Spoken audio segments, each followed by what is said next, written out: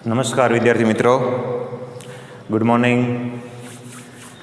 વિજ્ઞાન ટેકનોલોજી પાઠ 4ની અંદર આજે આપણે 7મા લેક્ચરની શરૂઆત કરીશું. Lecture number 7. લાસ્ટ લેક્ચરની અંદર આપણે કાર્બનિક સંયોજનો એટલે કે હાઇડ્રોકાર્બનના વર્ગીકરણની વાત કરી. આપણે એનું 3 પ્રકારોની અંદર વર્ગીકરણ કરીને બતાવ્યું હતું કે હાઇડ્રોકાર્બનના કેટલા પ્રકારો હોય છે, કેવી રીતે વર્ગીકરણ કરવામાં આવે છે. આજે જે પ્રશ્ન લેવાનો છે એ પ્રશ્ન છે સમાનધર્મી શ્રેણી. સમાનધર્મી શ્રેણી કોને કહેવામાં આવે છે? હાઇડ્રોકાર્બન માટે ખૂબ જ અગત્યનો પ્રશ્ન છે સમાનધર્મી શ્રેણી. સમાનધર્મી શ્રેણીનો જે પ્રશ્ન છે એ પ્રશ્ન પરીક્ષાની દૃષ્ટિએ પણ ખૂબ જ અગત્યનો છે. પરીક્ષામાં પણ 2-4 વખત પૂછાઈ ગયેલો પ્રશ્ન છે. 3 માર્કની અંદર પૂછાય કે સમાનધર્મી શ્રેણી એટલે શું અને તેની લાક્ષણિકતાઓ સમજાવો. તો પહેલાં સમાનધર્મી શ્રેણીની વ્યાખ્યા લખવાની આપણે કે સમાનધર્મી શ્રેણી કોને કહેવાય. તો કોઈ પણ કાર્બનિક સંયોજનો હોય એની અંદર આપણે વર્ગીકરણની અંદર જોયું તો એ રીતે 1 કાર્બનવાળું, 2 કાર્બનવાળા, 3 કાર્બનવાળા, 4 કાર્બનવાળા, 5 કાર્બનવાળા એક ક્રમિક સભ્યો હોય છે. આલ્કેનમાં આપણે જોયું હતું તો 1 કાર્બનવાળો મિથેન, 2 કાર્બનવાળો ઇથેન, 3 કાર્બનવાળો પ્રોપેન, એમ લાઈન કરી હતી આપણે. એવી રીતે આલ્કિનની અંદર જોયું હતું તો એમાં 1 કાર્બનવાળું સંભવ ન બને એટલે 2 કાર્બન, 3 કાર્બન, 4 કાર્બન, 5 કાર્બન. આલ્કાઇનમાં 2 કાર્બન, 3 કાર્બન, 4 કાર્બન, એવી રીતે લાઈન બને આખી. એ લાઈન જે બને આખી એને શ્રેણી કહે. અહીંયા કાર્બનિક સભ્યોની શ્રેણીની વાત છે. એટલે આવી કોઈ પણ કાર્બનિક સંયોજનોની શ્રેણી હોય, બરાબર, એ શ્રેણીની અંદર જોવાનું છે કે એક સભ્યને બીજા સભ્યની સાથે શું તફાવત છે અથવા શું સામ્યતા છે, શું ફેરફાર છે, એની ઉપરથી સમાનધર્મી શ્રેણીની વ્યાખ્યા બને છે. કે જે કાર્બનિક સંયોજનોની શ્રેણીનો દરેક સભ્ય, જે કાર્બનિક સંયોજનોની શ્રેણીનો દરેક સભ્ય તેના ક્રમિક સભ્યથી, તેના ક્રમિક એટલે એની પછી આવતો હોય અથવા એની પહેલાં આવતો હોય એના ક્રમિક સભ્યથી કાર્બન અને હાઇડ્રોજનની સંખ્યામાં CH2નો તફાવત ધરાવે. કાર્બન અને હાઇડ્રોજનની સંખ્યા એટલે 1 કાર્બન અને 2 હાઇડ્રોજન એ તફાવત ધરાવે તો એવા સંયોજનોની શ્રેણી છે એને સમાનધર્મી શ્રેણી કહેવાય. બરાબર, ફરીથી શું કીધું? જે કાર્બનિક સંયોજનોની શ્રેણીનો દરેક સભ્ય તેની પહેલાંના કે તેની પછીના ક્રમિક સભ્યથી, જે કાર્બનિક સંયોજનોની શ્રેણીનો દરેક સભ્ય તેની પહેલાંના કે તેની પછીના ક્રમિક સભ્યથી કાર્બન અને હાઇડ્રોજનની સંખ્યામાં CH2નો તફાવત ધરાવે. એટલે કે 1 કાર્બન અને 2 હાઇડ્રોજનનો તફાવત ધરાવે તો તેવા સભ્યોની શ્રેણીને સમાનધર્મી શ્રેણી કહેવામાં આવે છે. આટલી વસ્તુ છે એ આપણે વ્યાખ્યાની અંદર લખવાની અને આ લખ્યા પહેલાં 2 શબ્દ ઉમેરી દેવાના. સમાન ક્રિયાશીલ સમૂહ ધરાવતા, આ શબ્દ ઉમેરી દેવાનો, સમાન ક્રિયાશીલ સમૂહ ધરાવતા.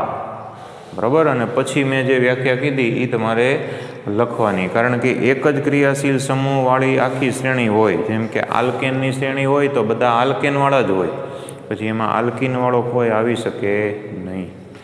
એમાં આલ્કિનની શ્રેણી હોય તો બધા આલ્કિનવાળા જ હોય, તો એમાં આલ્કિન સિવાયના બીજા કોઈ આવી શકે નહીં. એટલે સમાન ક્રિયાશીલ સમૂહ પહેલાં લખવા કે સમાન ક્રિયાશીલ સમૂહ ધરાવતા જે કાર્બનિક સંયોજનોની શ્રેણીનો દરેક સભ્ય તેની પહેલાંના કે તેની પછીના સભ્યની સાથે કાર્બન અને હાઇડ્રોજનની સંખ્યામાં CH2નો તફાવત ધરાવે. એટલે કે 1 કાર્બન અને 2 હાઇડ્રોજનનો તફાવત ધરાવે તો તેવા સભ્યોની શ્રેણીને સમાનધર્મી શ્રેણી કહેવામાં આવે છે. બરાબર છે? આટલું લખ્યા પછી એની લાક્ષણિકતાઓ આપણે લખવાની. તો અહીંયા લાક્ષણિકતાઓ આપેલી છે. લાક્ષણિકતા નંબર 1, તો આની અંદરથી જ તમને 2-3 લાક્ષણિકતા તો મળી જાય. બરાબર. યાદ રાખવા માટે, પ્રશ્નને યાદ રાખવા માટે અમુક ટ્રીક હોય છે. તો જો અહીંયા એમ કીધું કે સમાન ક્રિયાશીલ સમૂહ ધરાવતા, તો પહેલી જ લાક્ષણિકતા એ આવી કે શ્રેણીના દરેક સભ્યને સમાન ક્રિયાશીલ સમૂહ વડે દર્શાવવામાં આવે છે. એક લાક્ષણિકતા વ્યાખ્યામાંથી આપણને મળી ગઈ કે શ્રેણીના દરેક સભ્યને સમાન ક્રિયાશીલ સમૂહ દ્વારા દર્શાવવામાં આવે છે. એટલે આપણને લાક્ષણિકતા નંબર 1 છે એ આપણને મળી ગઈ કે સમાન ક્રિયાશીલ સમૂહ. બીજું કે શ્રેણીના દરેક સભ્યને સમાન આણ્વીય સૂત્રથી દર્શાવવામાં આવે છે. દરેક શ્રેણીને પોતાનું સામાન્ય સૂત્ર હોય. એ સામાન્ય સૂત્ર આપણે લખ્યું હતું આલ્કીન અને આલ્કાઇનમાં કે આપણે કાર્બનની સંખ્યા 1 મૂકીએ તો n બરાબર 1 આવે, પછી 2 મૂકીએ તો 2 આવે, બરાબર. એવી રીતે આપણે CnH2n+2 એવું આપણે લખ્યું હતું. તો અહીં એક ઉદાહરણ આપ્યું કે આલ્કેનનું આણ્વીય સામાન્ય સૂત્ર છે CnH2n+2 છે. આમાં આપણે 1, 2, 3 n બરાબર મૂકતા જઈએ એટલે આખી શ્રેણી છે એ બનતી જાય છે. એટલે બીજું એવું સમાન આણ્વીય સૂત્રથી દર્શાવી શકાય છે. ત્રીજું છે એ વ્યાખ્યામાંથી મળશે કે શ્રેણીના 2 ક્રમિક સભ્ય છે એની વચ્ચે કાર્બન અને હાઇડ્રોજનની સંખ્યામાં CH2નો તફાવત જોવા મળે છે. એટલે એ આપણને વ્યાખ્યામાંથી મળે. એટલે વ્યાખ્યામાંથી આપણને 2 મળી ગયા. એક મળી ગયું સમાન ક્રિયાશીલ સમૂહ વડે દર્શાવાય, બીજું મળી ગયું આણ્વીય સૂત્રમાં CH2નો તફાવત, બરાબર છે. એક આ સામાન્ય આણ્વીય સૂત્રનું યાદ રાખવાનું કે શ્રેણીના દરેક સભ્યને સમાન આણ્વીય સૂત્રથી દર્શાવવામાં આવે છે. એટલે આણ્વીય સૂત્ર છે એ સામાન્ય રાખવાનું, એટલે સામાન્ય આણ્વીય સૂત્ર. ત્યાર પછી CH2નો તફાવત. હવે જો CH2નો તફાવત થાય એટલે તરત જ તે 1 કાર્બનને 2 હાઇડ્રોજન વધે એટલે 14 જેટલો એનો આણ્વીય દળ વધે. કાર્બનનું આણ્વીય દળ કેટલું છે કે કાર્બનનું આણ્વીય દળ છે એ 12 છે, હાઇડ્રોજનનું આણ્વીય દળ કેટલું છે 1 છે. એટલે કાર્બનના 12, હાઇડ્રોજન 1, પણ એવા હાઇડ્રોજન કેટલા છે કે 2. એટલે 2 હાઇડ્રોજનના 1 એટલે 2 12 કાર્બનના 12 ને 2 14. એટલે 14 યુનિટ, એટોમિક માસ યુનિટ એવું કહેવાય એને. એટલે 14 જેટલો એમાં તફાવત જોવા મળે છે. એક સભ્ય, એની પછી બીજું સભ્ય, એની પછી ત્રીજું સભ્ય, એમ લેતા જઈએ તો 14 જેટલો તફાવત એની અંદર જોવા મળે છે. આણ્વીય દળનો એકમ છે 9મા ધોરણમાં તમારે આવતો હતો. ત્યાર પછી શ્રેણીના દરેક સભ્યને ચોક્કસ પૂર્વગ કે પ્રત્યય વડે દર્શાવવામાં આવે છે. આપણે આલ્કેનમાં n પ્રત્યય લગાડ્યો હતો, આલ્કીનમાં આપણે ઇન પ્રત્યય લગાડીએ છીએ, આલ્કાઇનમાં આઇન પ્રત્યય લગાડીએ છીએ.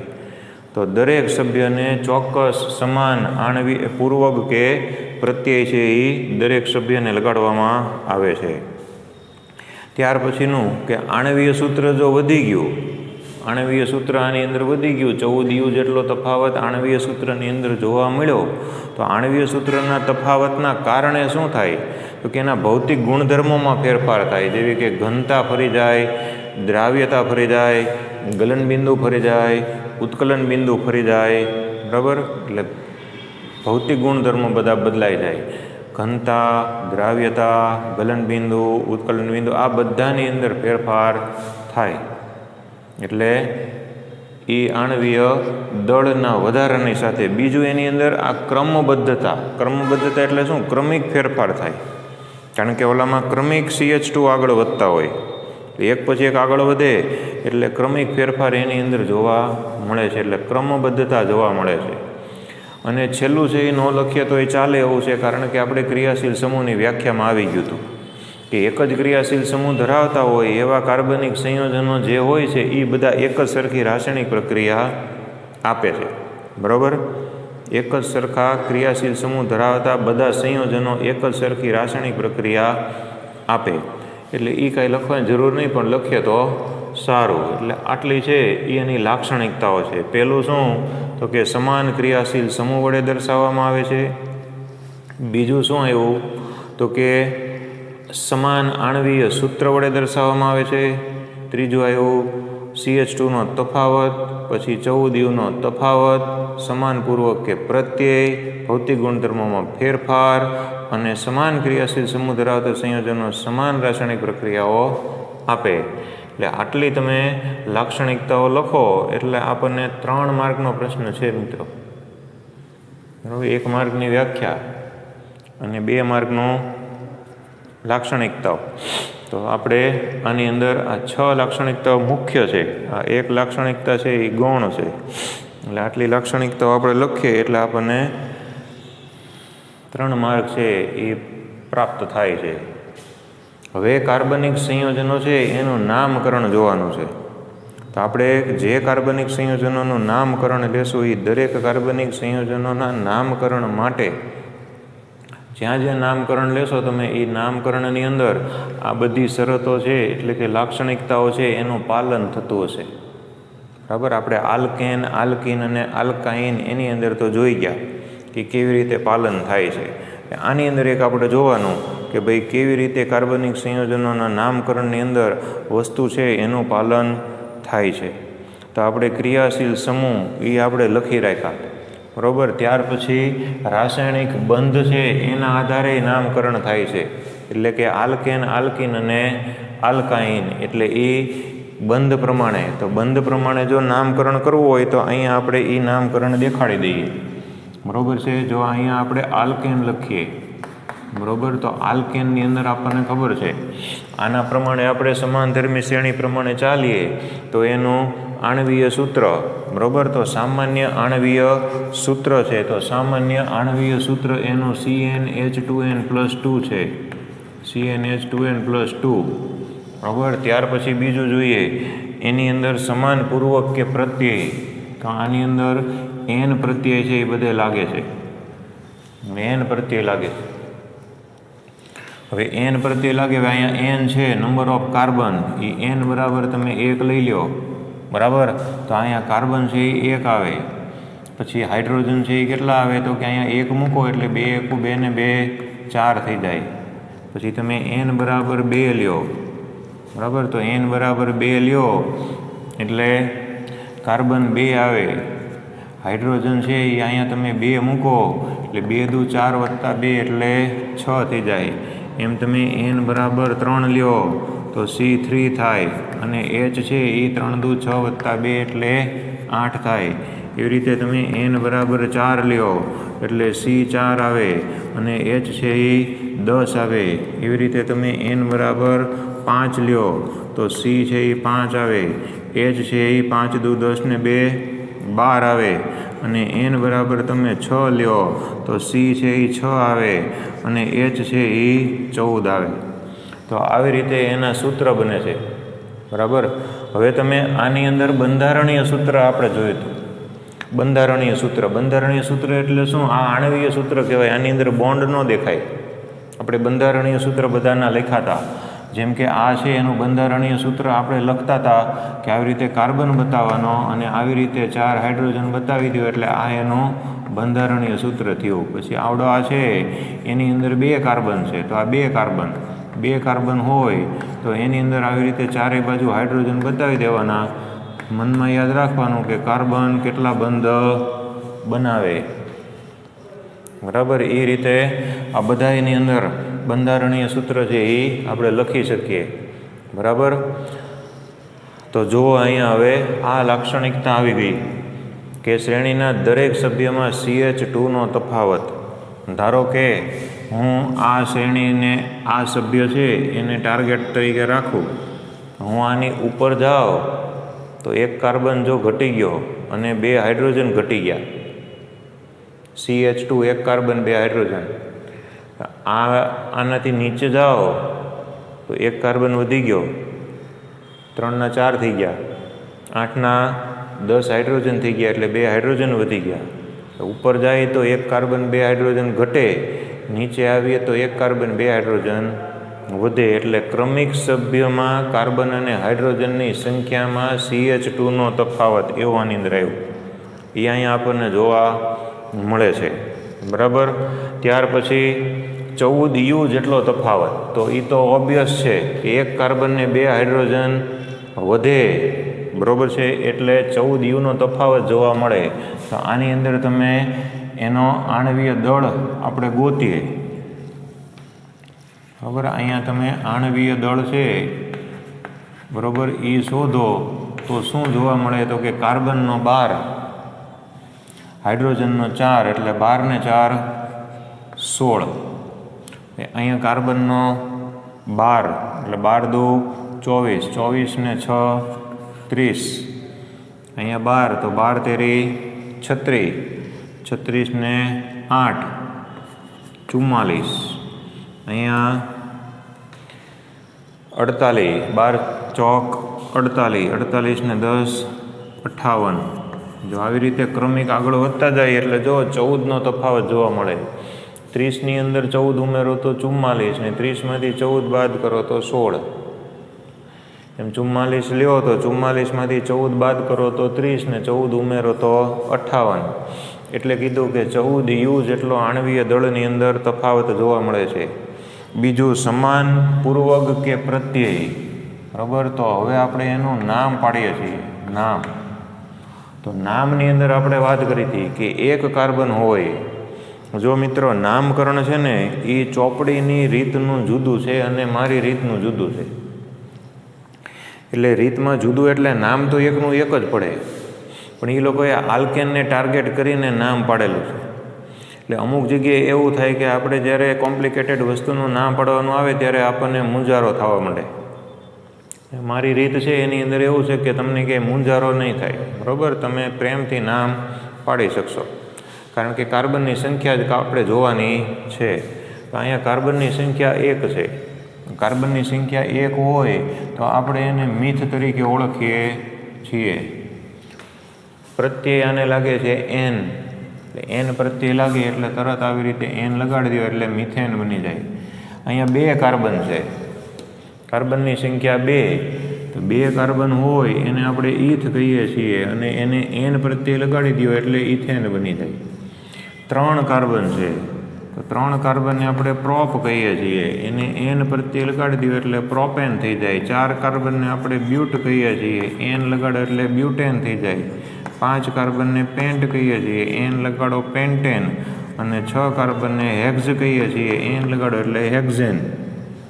ગઈકાલ જોયું હતું ને સાયક્લોહેક્ઝેન, બરાબર, ખાલી ષટકોણ હતો, હેક્ઝેન. એટલે 6 કાર્બનવાળો છે એ હેક્ઝેન કહેવાય, 5 કાર્બનવાળો પેન્ટેન કહેવાય. આવી રીતે નામકરણ છે એ આલ્કેનનું થાય છે.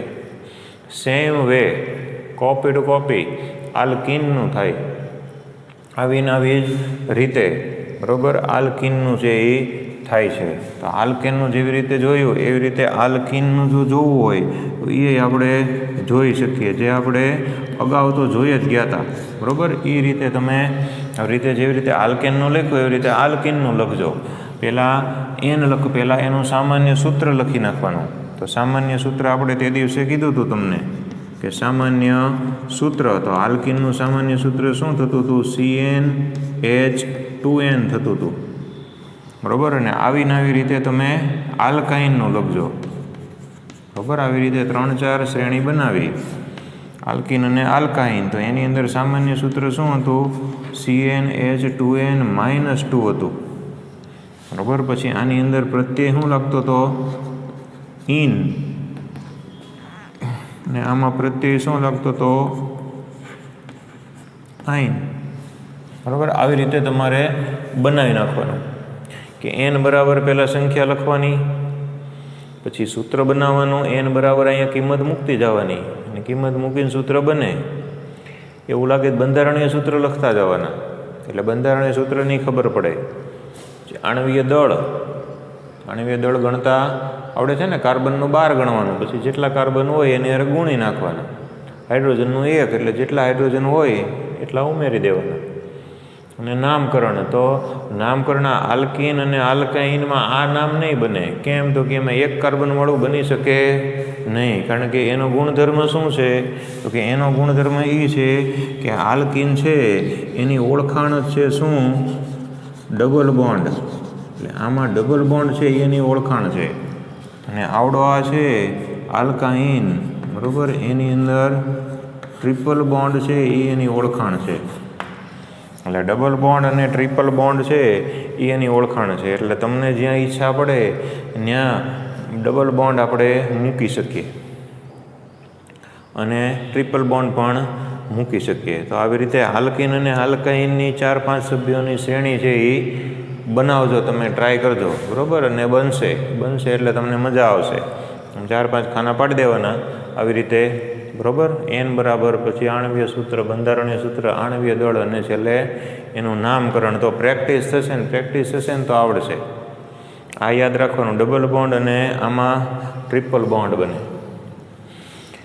હવે આ થોડુંક અઘરું નામકરણ છે, બરાબર છે, ચોપડીવાળાએ દીધું છે એટલે આપણે લેવું પડશે, પણ થોડુંક ઓલા કરતાં અઘરું છે. આમ અઘરું નથી, પણ પછી બધા જ વધી જાય એટલે આપણને તકલીફ પડે, બરાબર.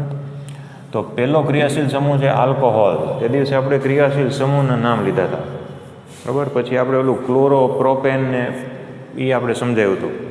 તો આની અંદર પહેલો જ મુદ્દો એવો છે કે કાર્બનિક સંયોજનોની શ્રેણી છે એની અંદર દીર્ઘતમ શૃંખલા છે એ આપણે પસંદ કરવાની હોય છે, બરાબર છે. જે બાજુથી ક્રિયાશીલ સમૂહ નજીક પડે એ બાજુથી કાર્બનની દીર્ઘતમ શૃંખલા, બરાબર. અહીંયા જો આપણે એક વાક્ય લખી નાખીએ, બરાબર, કે કાર્બન છે, બરાબર, એની દીર્ઘતમ શૃંખલા પસંદ કરવાની.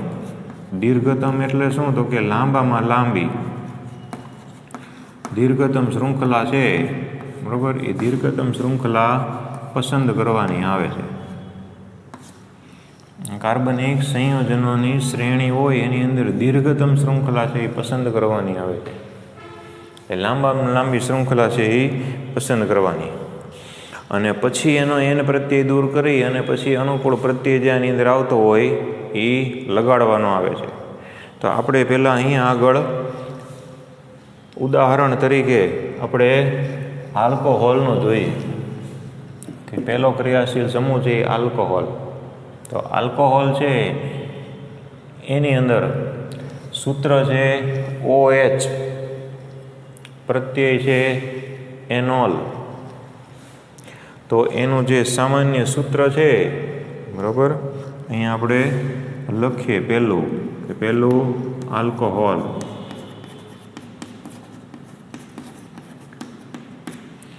બરાબર.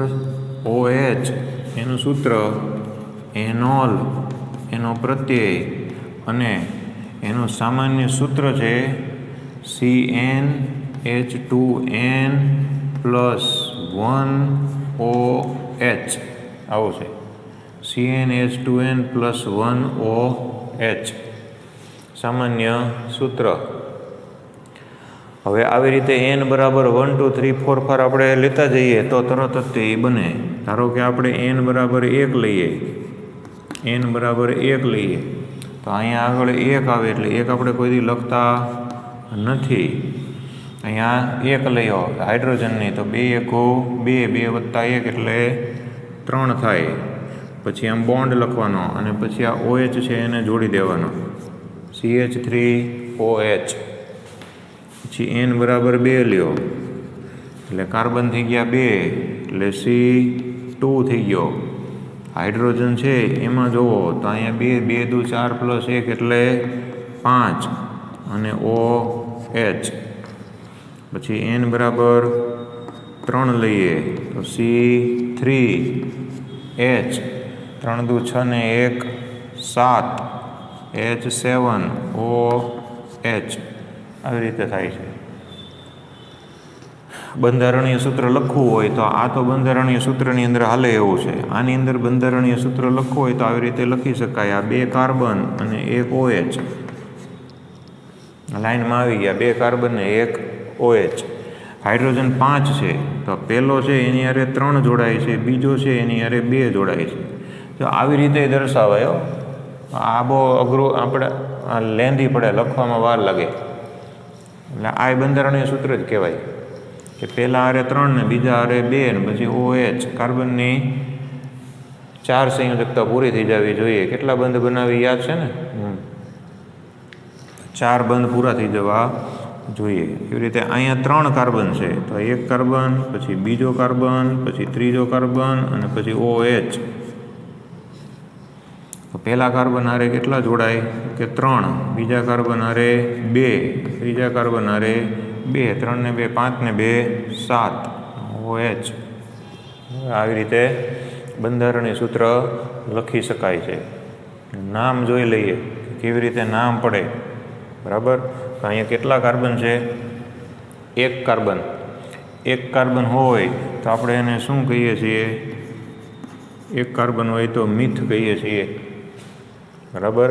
પ્રત્યય શું લગાડવાનો છે? એનોલ. એનોલ, મિથેનોલ. અહીંયા કેટલા કાર્બન છે? 2 કાર્બનને આપણે શું કહીએ? ઇથ. ઇથને શું લગાડવાનું? એનોલ, ઇથેનોલ. બરાબર. 3 કાર્બનને આપણે શું કહીએ? પ્રોપ. પ્રોપને શું લાગશે?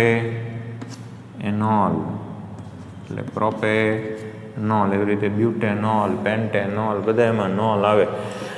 નામ આપ્યું હોય તો પૂર્વક કે પ્રત્યય ઉપરથી ઓળખી શકો કે કયા ફેમિલીમાંથી આવે છે.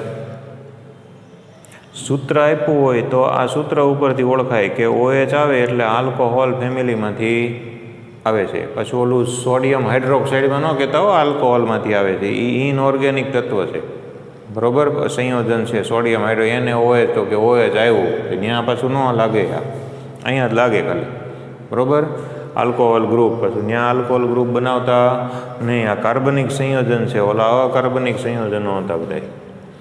તો આ પહેલું આલ્કોહોલનું પૂરું કર્યું આપણે. આલ્કોહોલની જેમ જ તે બીજું છે એ છે આલ્ડીહાઇડ. આપણે આલ્ડીહાઇડનું લઈ લઈએ. બરાબર. બીજું ઉદાહરણ એટલે બીજો ક્રિયાશીલ સમૂહ આપણો આલ્ડીહાઇડ. તો આલ્ડીહાઇડ છે એની અંદર આપણે જોઈએ તો એનું જે સૂત્ર છે એ છે CHO. બરાબર. અને એની અંદર પ્રત્યય જે લાગે છે એ છે એનાલ પ્રત્યય લાગે છે. એનાલ. ચોપડીવાળા જો આપણને એન વત્તા આલ કરીને આપે. શું કામ? તો કે એ જે પ્રત્યય લગાડે છે એ મિથેનને લગાડે છે, કે એન દૂર કરીને આલ લગાડો એમ. એટલે આપણે ખાલી મિથ જ પકડીએ છીએ, મિથેન નથી પકડતા, મિથ જ પકડીએ છીએ. એટલે આપણે આવી રીતે એનાલ પ્રત્યય લગાડીએ છીએ. પણ નામ તો એકનું એક જ બને. આપણે નામ હારે લેવા દેવા છે, પૂર્વક કે પ્રત્યય હારે કાંઈ લેવા દેવા છે નહીં. આપણે નામ પરફેક્ટ પડવું જોઈએ. તમે ગમે એ મેથડથી શીખી જાઓ. તો આલ્ડીહાઇડ. બરાબર. તો આલ્ડીહાઇડની અંદર એક કાર્બનવાળો આલ્ડીહાઇડ લઈએ આપણે. તો જો અહીંયા તકલીફ શું છે એ પહેલાં સમજવા જેવી છે કે અહીંયા ક્રિયાશીલ સમૂહ પોતે જ કાર્બન ધરાવે છે. એટલે એક કાર્બન તો એને ક્યાંયથી લેવા જ નથી જવો પડતો. આને તો CH3 લેવા ગયા ને પછી OH જોડાણો, ત્યારે આને તો પોતે ને પોતે જ તે ધરાવે છે. પોતે ને પોતે ધરાવે એટલે એને એક કાર્બનવાળો ક્યાંય લેવા જવો પડતો નથી. એટલે આવી રીતે એનું આમ જે છે CHO, તો ત્યાં અહીંયા એક ખાલી મળવેકથી હાઇડ્રોજન જોડાઈ જાય એટલે એક કાર્બનવાળું સંયોજન તો એમનેમ બની જાય. બરાબર. પછી 2 કાર્બનવાળું બનાવવું હોય તો એક એનો પોતાનો CHO અને એક કાર્બન એને લેવા જવો પડે.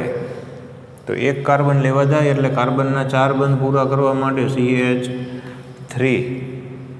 પછી 3 કાર્બનવાળો બનાવવો હોય તો જો એક કાર્બન, આ CHO તો એની પાસે છે જ તે, એક કાર્બન લીધો, બીજો કાર્બન લીધો અને એક CHO તો એની પાસે પહેલેથી પડેલો છે જ તે, કારણ કે એનો ક્રિયાશીલ સમૂહ છે. 1 કાર્બન, 2 કાર્બન, 3 કાર્બન થઈ ગયા. 4 કાર્બનવાળો બનાવવો હોય તો CHO એની પાસે છે જ તે. બરાબર. એક કાર્બન લઈ આવ્યા, બીજો લઈ આવ્યા અને ત્રીજો લઈ આવ્યા, 3 લઈ આવ્યા એટલે 4 થઈ ગયા. 1, 2, 3 ને 4. બરાબર. એટલે જે ક્રિયાશીલ સમૂહ પોતે કાર્બન ધરાવતો હોય એને ગણતરીમાં લઈ લેવાનો છે. એ નામકરણનો નિયમ છે. અહીંયા આગળ 2 ઘટે અને અહીંયા આગળ 3 ઘટે. એમાં અહીંયા વચ્ચેના કાર્બનમાં 2 હાઇડ્રોજન ઘટે, છેડાવાળા હોય એની અંદર 3 ઘટે. હવે તમને ફાવી ગયું હશે. હવે નામ તો એક કાર્બન છે, એક કાર્બનને આપણે શું કહીએ છીએ? તો એક કાર્બન આપણે મીથ કહીએ છીએ. મીથને શું લાગશે? એનાલ લાગશે. એનાલ લાગે એટલે એ મિથેનાલ એવું બને. પછી બે કાર્બનને આપણે ઈથ કહીએ છીએ. ઈથને એનાલ લાગે.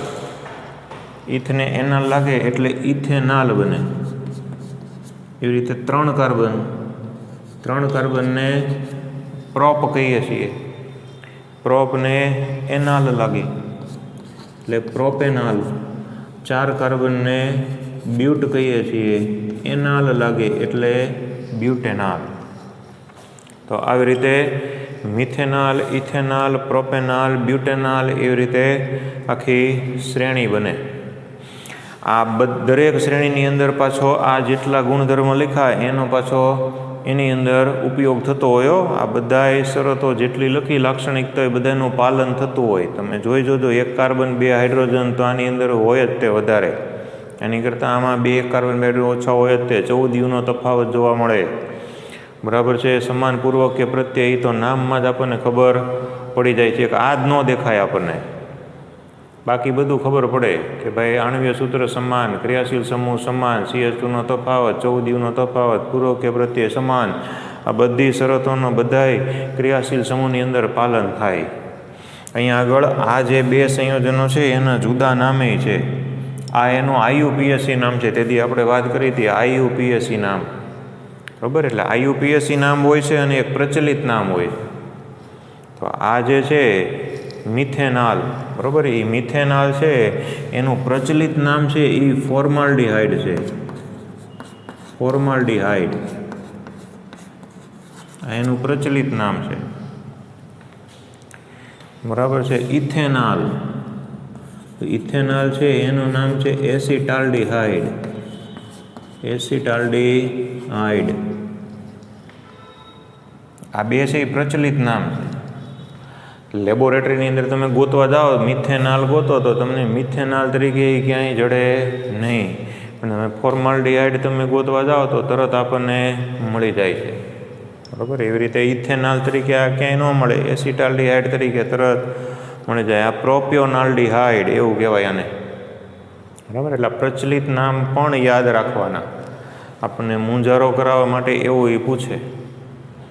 ફોર્માલ્ડિહાઇડ, એસિટાલ્ડિહાઇડ, આમાં કોઈ પ્રચલિત નામ નથી. આમાં મિથાઇલ આલ્કોહોલ, ઇથાઇલ આલ્કોહોલ, આને તો તમે બહુ ઉપયોગ કર્યો હશે, તમે જોયો હશે. સેનેટાઇઝર છે એ સેનેટાઇઝરની અંદર આ ઇથાઇલ આલ્કોહોલ જ આવે, ઇથેનોલ.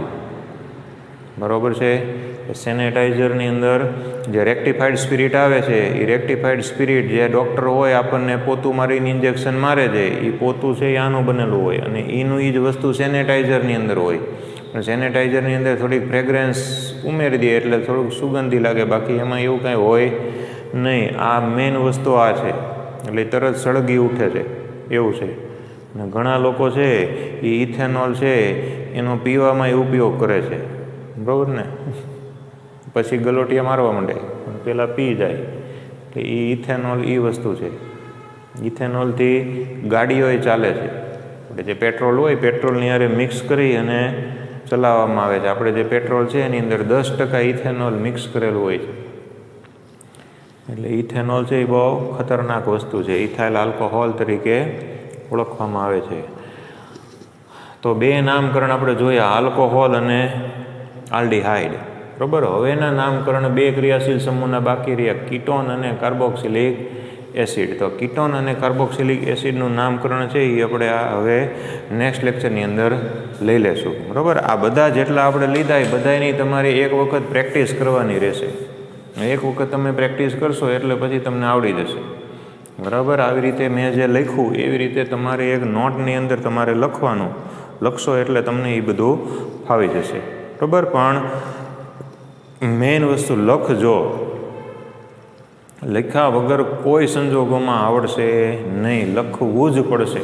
કારણ કે ઓર્ગેનિક કેમેસ્ટ્રી લખ્યા વગર ન આવડે. જેવી રીતે ગણિત છે એ વાંચી ન આવડે, એ રીતે ઓર્ગેનિક કેમેસ્ટ્રી વાંચી ન આવડે. બરાબર. અમુક અમુક સૂત્રો તો હવે એવા આવશે ને કે તમને વાંચતા જ નહીં આવડે, બોલતા જ ન આવડે, જીભ છે એ થોથરાવા માંડે. બરાબર, એટલે ધ્યાન રાખજો. બરાબર, એકવાર લખીને પ્રેક્ટિસ કરી નાખજો એટલે આવડી જશે. તો હવે પછીના નામકરણ આપણે નેક્સ્ટ લેક્ચરની અંદર જોઈ લેશું.